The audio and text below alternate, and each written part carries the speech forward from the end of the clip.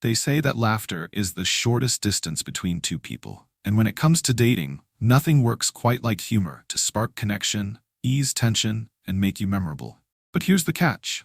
Trying too hard to be funny can backfire spectacularly. Think about the last time someone forced a joke, rehearsed a punchline, or hijacked a conversation just to sound clever. Awkward, right? That's exactly what we want to avoid. So how do you actually come across as funny without looking like you're auditioning for a stand-up special? How do you develop that kind of magnetic charm that feels effortless, genuine, and draws people in? Well, it starts with understanding what real humor is, and more importantly, what it isn't. Humor isn't a performance. It's not a script you memorize or a list of zingers you deploy at strategic moments. It's not about impressing someone with your wit or making them laugh at all costs. Real humor in dating is about connection, not comedy. It lives in timing, in subtle observations, in being present, in being real. People often mistake being funny for being loud or outrageous, but some of the funniest people you'll ever meet are low-key. They don't announce their jokes with a drum roll. They just notice things. They say what everyone is thinking, but doesn't say. They play with words, twist logic, or tell a story with just the right amount of irony. Most importantly, they make the other person feel seen, understood, and invited into the moment. If you really want to be funny without trying too hard, start by listening. Listen with your full attention, not just to respond, but to genuinely hear what the other person is saying. When you listen closely, you pick up on little quirks, interesting turns of phrase, subtle exaggerations, or absurdities in everyday life. That's where the gold is. Commenting playfully on those little moments builds a shared experience, and that's where humor thrives. It also helps to be curious. Curiosity leads to questions, and questions lead to surprises. Humor often comes from the unexpected. When you ask questions that aren't the usual "what do you do" or "where are you from," you open the door to something a little more weird, a little more personal, and a lot more memorable.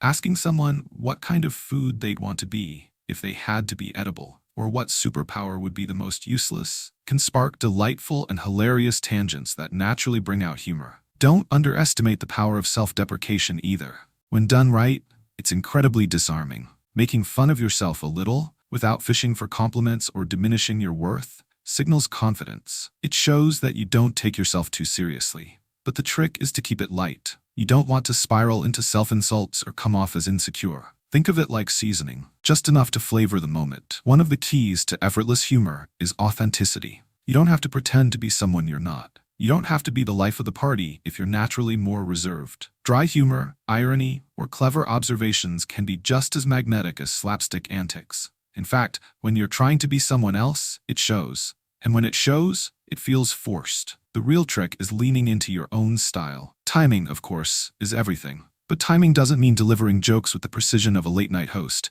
It means reading the room, noticing the mood, knowing when someone needs a laugh, and when a joke might fall flat. It's about being socially aware, which means tuning in to the emotional undercurrent of the moment. Silence, oddly enough, can be your friend here. A well-placed pause, an exaggerated look, or a deliberate beat before saying something unexpected can do more than the joke itself. It gives the moment breathing room.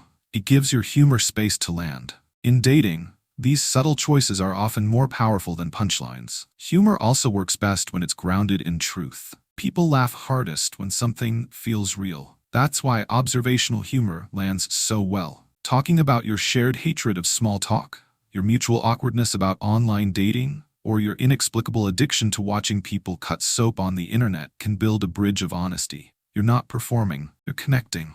The biggest mistake people make is aiming for laughs instead of aiming for connection. Ironically, when you stop chasing laughs, that's when they show up. If you're present, playful, and open, humor will bubble up naturally. You won't need to push it because you're not trying to impress. You're just trying to be with the other person in a way that feels light and alive.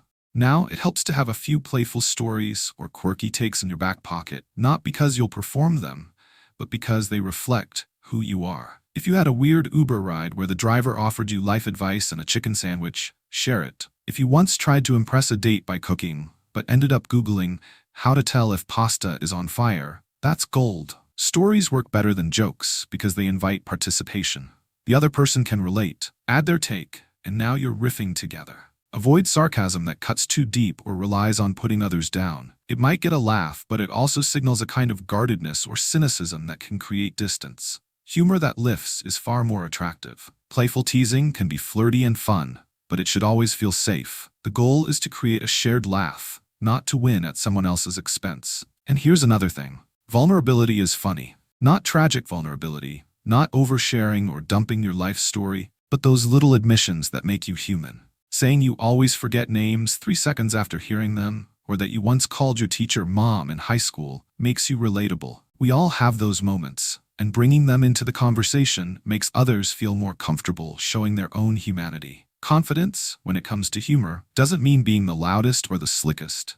It means being comfortable enough to laugh first, especially at yourself. It means trusting that what you notice, what you find odd, or what you want to say has value. When you give yourself permission to be a little weird, you give others permission to do the same. If you're ever in doubt, lean into playfulness. Being playful isn't about being childish. It's about being open to the ridiculousness of life. It's about not needing everything to be smooth or perfect. It's being okay with saying the wrong thing sometimes, with laughing at a situation instead of trying to control it. That kind of energy is magnetic, and in a dating context, it takes the pressure off both people. You don't have to be funny to be funny. You don't need to rehearse lines, memorize jokes, or force a personality that isn't yours. What you need is presence, honesty, curiosity, and a willingness to look at the world a little sideways. Humor shows up when you're genuinely enjoying yourself. And the more relaxed and real you are, the more space there is for laughter to naturally emerge. So if you want to be funnier in dating without trying too hard, forget about being funny. Focus on being curious. Focus on noticing.